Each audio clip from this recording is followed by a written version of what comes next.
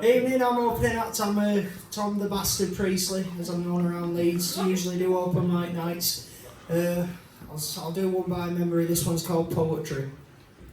Poetry, no thanks, it's not for me. It's a load of wank about birds and bees. It's about country estates and observing flowers. I've got TV box sets and fake news to help while away the hours. I gave up on Shakespeare when forced to learn about him in school. When Miss What's-Her-Face had me get up and read him in the classroom. I'm not one for sonnets, they just don't relate. They don't connect to my confounded state. I can't stand poetry, especially if it doesn't rhyme. Dr. Seuss would turn in his grave if he knew I took the time to listen to some hippie dropout or tightly wound bin rave on about veganism or the fact that they're skint.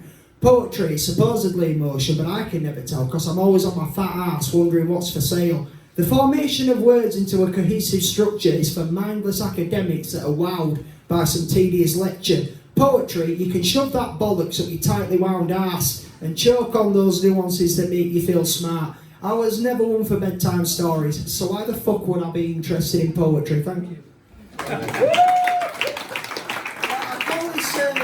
I call this the working man's trilogy, and obviously with any job, first comes the interview, so this one's called Temporary Position. A walking, talking hairpiece asked me where I want to be in 5 years with his Primark suit and his fetish for targets. Would I be interested in a supervisor position? Thanks, but no thanks. I don't fancy being a babysitter. I can't climb up the ladder because I've got a thing about heights. I just want to get paid and get drunk because that's how I like to spend my nights. I'm not interested in teamwork because I'm here for myself. I'll stay before the rot sets in because working is a threat to my health. I'll work at my own pace and probably go for a wank in the bogs. I'm easily bored and I'm always pissed off. Don't ask me to do overtime because I don't want to be here in the first place. I'll do what I can until I'm comfortably replaced by some hipster student who thinks everything's a big laugh. There's nothing fun sweating for 8 hours, you useless twat. I'm your worst enemy, who on paper seems exact, to act nicey-nicey and then slag you off behind your back. I'm asked to give an example on superior customer service. It must have been when I phoned in sick and had a marathon of acid trips. You asked me why I'm the best person for the applied job, because I fucking showed up, you stupid sod. Am I analytical? Can I work under pressure? I can barely get out of bed, let alone think of a decent answer to your double-handed query that you ask with smug eloquence. If I could earn a living picking my ass, then I'd certainly take the chance. You want me to describe myself and to be specific, but I'm just another burnout, you pretentious prick. You ask me what I'm looking for, as if I'm Bono from U2. I obviously haven't found it yet, so that's why I'm talking to you.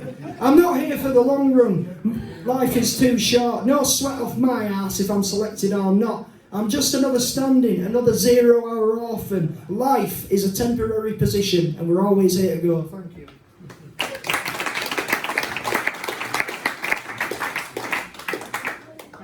Has anyone had a back to work review?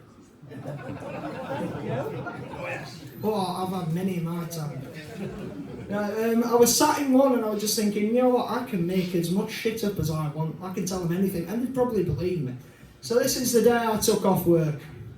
I was out hunting wolverines. I travelled in a yellow submarine. I was in Narnia attending a party. Ferris Bueller's got fuck all on me the day I took off work.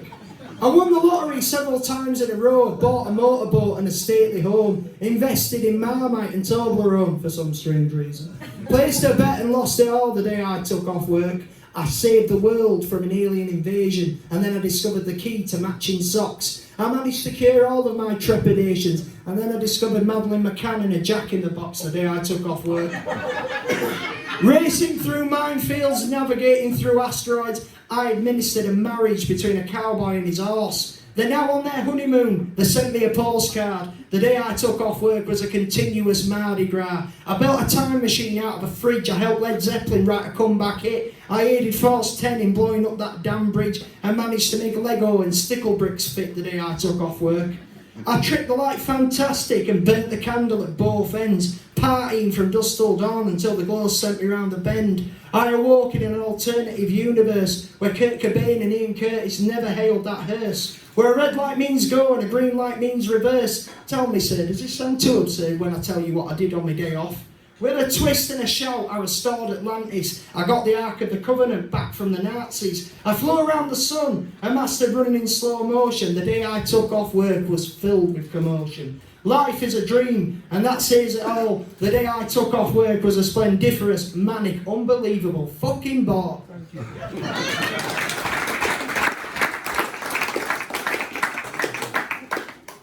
And as usual, after you say something like that during a back-to-work interview, comes the letter of resignation. This is what this is called. I quit, you cretinous streak of paralysed dog's piss. The best part of you grew up on your mother's thigh. My presence you will no longer miss. No leaving parties, no tearful goodbyes. I have met some threatening water-headed semen samples in my time, but you take the fucking cake. My absence shall remain permanent, if not for yours, then for my own sake. Mr. Shankly's got nothing on you, you seat-sniffing, lecherous window licker.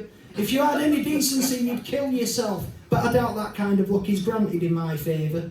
You're a worthless scrap of frog shit with a pulse, a pussyfooting devious wank puppet. You're not worth the skid marks on a tramp's boxers. I've got enough problems without your bullshit. I'm down the road of peace with a song in my heart, never to be bothered by your appearance again. Remove me from the Christmas party list. I'll gladly sit and wait for me P45 in the mail.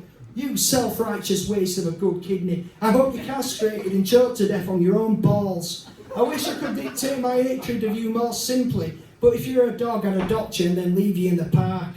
I'm off again in search of the next wage, in search of a career that I can master. I'll end this with the rudimentary parlance. Go fuck yourself, signed the bastard.